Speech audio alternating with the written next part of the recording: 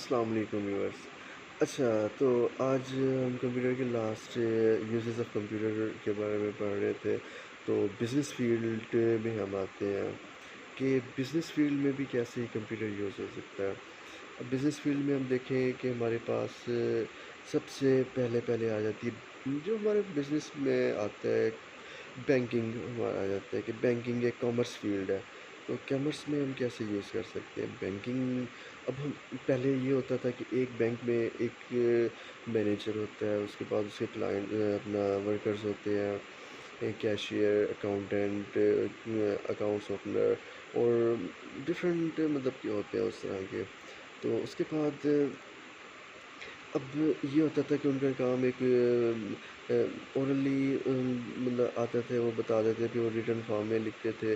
اس کے بعد time duration کو ریکوائرڈ ہوتا ہے کہ اتنے ٹائم کے بعد جا کے ان کا اکاؤنٹ اوپن ہونا ہے، یا ان کو اماؤنٹ اپنی جمع کروانی تھی، اتنا ٹائم ان کے پاس ریکوائرڈ ہوتا تھا، ایزی مطلب کہ ہوتا تھا۔ اب تو ٹائم اتنا فاسٹ ہے کہ اگر ہم بینک میں جائیں اور بینک میں جا کے وہاں پہ دیکھتے ہیں کہ بھائی کہاں پہ کون کتنے بندے بیٹھے ہیں، اب ہم جب ہمارا نمبر لگتا ہے اس کے بعد ہم جا کے دیکھتے ہیں، اپنا فارم فل کرتے ہیں اور کیشیئر کو اماؤنٹ پر کراتے ہیں، اس نے فوراً ہی اپنا اکاؤنٹ نمبر دیکھ کے بتا دینا کہ یہ اٹس اے ویلڈ پرسن اور ناٹ۔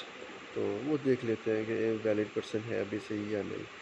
تو اس کے بعد اس نے فوراً اماؤنٹ آپ کے اکاؤنٹ میں ٹرانسفر کر دینی ہے، اس کا ٹرانسفر کرنی ہے، اس کے فوراً بعد آپ کے پاس ایک میسیج آ جائے گا۔ اگر آپ لنک کیا ہوا ہے یا آپ کی ای میل ہے، ای میل ایڈریس ہے، تو اس کے ساتھ اگر آپ کا لنک ہے تو وہ فوراً آپ کے پاس میسیج آ جائے گا اور یہی بتائیں گے کہ آپ کے اماؤنٹ جو ہے آپ کے اکاؤنٹ میں ٹرانسفر ہو چکی ہے۔ تو اب مینیجر بیٹھا ہوتا ہے، مینیجر جا کے اسے دیکھتے ہیں، مینیجر دیکھ کے بھئی اماؤنٹ چیک کرتے ہیں کہ کتنی ایک اماؤنٹ ہے۔ اگر آپ کیش آؤٹ کروانا چاہ رہے ہو تو اس ٹائم پہ بھی آپ دیکھ سکتے ہیں۔ چلو یہ تو ایک بینک کا ہو گیا۔ تو نیکسٹ ٹاپک بتاتا ہوں بینک بزنس فیلڈ میں آپ موسٹلی آپ دیکھ لیں، ہمارے پاس ایک چھوٹا اسمال بزنس ہے۔ اگر بزنس ہم کہہ لیں کہ کوئی بھی ہمارے پاس اتنے کلائنٹس آتے ہیں کہ ہم نے ڈیل نہیں کر سکتے، مطلب ڈیل کر سکتے ہیں، تو اب ہمارے پاس ایک مارٹ، فرض اگزامپل لے لیں، مارٹ ہے۔ تو ہر مارٹ میں اگر آپ کے پاس ایک رش لگ جاتا ہے تو آپ ایک ہوتا ہے بار کوڈ اسکینر، تو آپ وہاں سے کوئی بھی ایک پروڈکٹ اٹھاتے ہیں، کوئی بھی چیز اٹھاتے ہیں، اس کو اسکین کرتے ہیں بار کوڈ ریڈر کے تھرو۔